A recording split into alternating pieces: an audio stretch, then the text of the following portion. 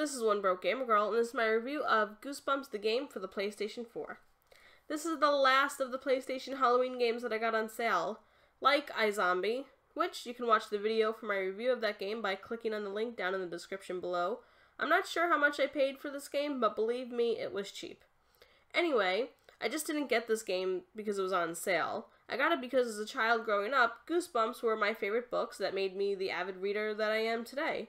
I would get a new book almost every week as I devoured book after book after book. I wanted some nostalgia and I got it on sale, so why not?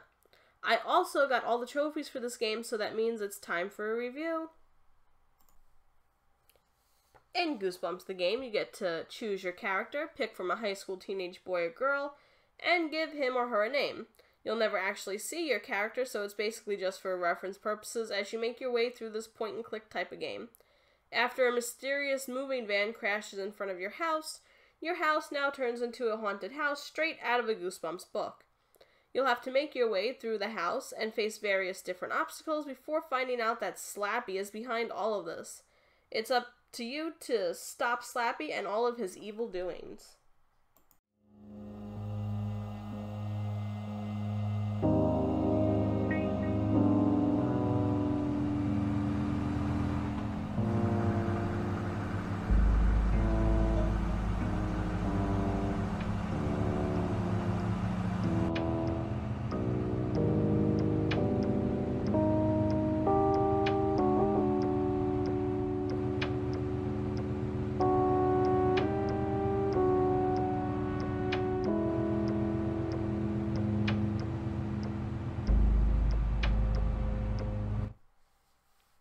As much as I loved the Goosebumps books growing up, this game was seriously not for me. I didn't like the style of it, I didn't like the point-and-click puzzles that were impossible to figure out without a guide, and I just didn't like the overall story of the game. The Goosebumps fan that's still inside of me was horribly disappointed, and I was let down by this game that was really a waste of 5 whole hours that I could have been doing something else. That could have been 5 hours in another game that I actually enjoyed and would have made some progress on. This put a stop to it though, and the overall experience of this game was just meh. There's really nothing to write home and brag about this game because, as I said, it's just a standard point-and-click game. While the playability of this game was simple enough, the puzzles were so obscure at times that if you didn't use a guide, you would never know what you were doing. This gets boring and tedious really fast as simple puzzles become frustrating. I will say that for a point-and-click game on the PlayStation 4, though, that it worked rather well and everything felt really well done and thought out. I would have liked for there to be some more hints here and there on what needed to be done, but that's just me. I did enjoy the fact that this game was bug and glitch free, which gives it a few extra bonus points, because I swear if there were bugs or glitches in this game, I would have smashed my controller into a million little pieces.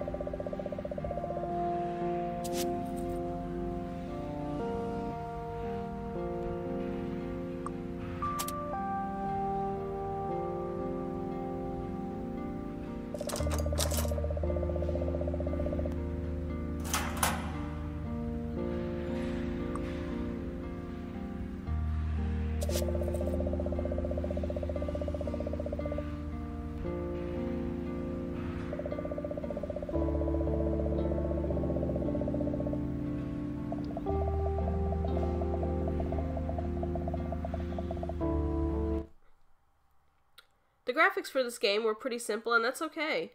The Goosebumps characters matched up to the cover art for the books that they were featured on, and the overall game looked good. Is it a AAA game that has amazing graphics? No, but it's a simple game that has fitting graphics. Everything that needed to be detailed was, and that was a huge plus for this game as it made you live out a proper Goosebumps experience. so much reading. There is so much reading in this game that it just got to be really tiring. There was some really bad voice acting, but the rest was just like reading a book, and seriously, if I wanted to read a book, I would read a book, not play a video game where I had to read every single thing.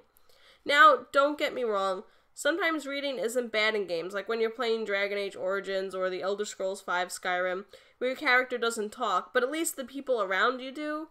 This whole thing, except for some of the beginning and the end, was just all reading, and it got to be so much that I skipped a lot of the text.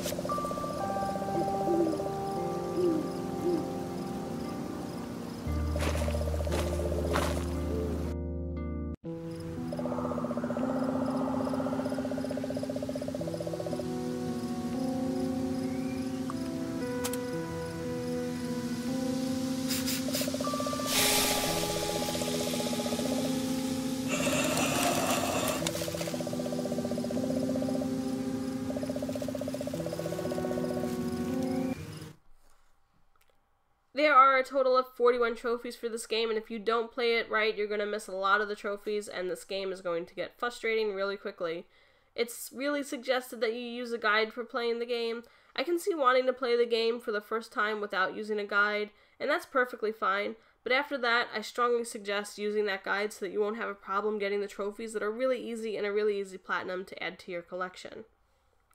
So, this was another game that I picked up with no multiplayer. I almost can't believe it. 3 games in a row.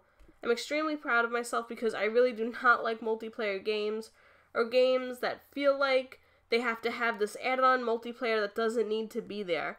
I'm really happy to say that this has seriously been a good year for single-player games.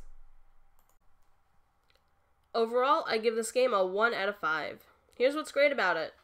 This game is for hardcore Goosebumps fans, both old and new, even though you might feel a little lost depending on the last time you actually read a Goosebumps book. For me, that was probably a good 20 years ago. Here's what's not so great about this game. This game relies heavily on you being a die-hard Goosebumps fan and knowing every single thing about almost every single book if you want to make it through this point-and-click game without using a guide. Also, some of the trophies and puzzles are so obscure that I really can't see anyone fully completing this game without using a guide, and this takes a lot of the fun out of the game if you can't experience it to the max by yourself. Not to mention, there is so much reading to do in this game that you'll end up skipping half of the reading because it's tedious and just boring. I would say that if you're an old Goosebumps fan like myself, that you just skip this game. It's seriously not worth it, and you really won't remember all that much of what's going on. The only thing that was memorable for me was seeing Slappy, who was featured in a book I read a really long time ago. Everything else really fell flat on me, and that kind of took a lot of the enjoyment out of the game for me. If you're really desperate to play this game because of your love for point-and-click games and Goosebumps, I would say wait until this game goes on sale, because even for the easy platinum, it's not worth the current $14.99 price tag. If you're not a Goosebumps fan, and you're not a point-and-click game fan, then I would say even though the platinum is an easy one, why bother going through all the trouble and just skip it.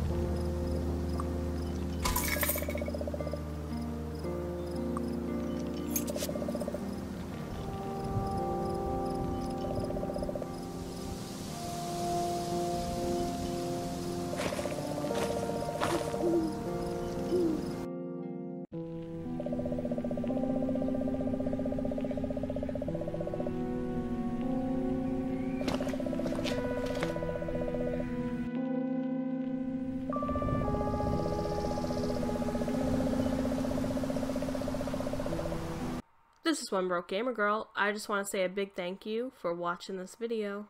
If you liked what you just watched, then go ahead and hit that like button down below. One more thing, since you've already hit the like button down below.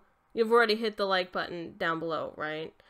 Well then, why not go ahead and go one step further and leave a comment too? Since you've already hit the like button and left a comment, you did both of those already, right? Then why not just take one more tiny little step and hit the subscribe button as well? Just one more thing, since you've already come this far, would you kindly check out the links in the description? That way you can follow me on Twitter, Twitch, and maybe even check out my blog.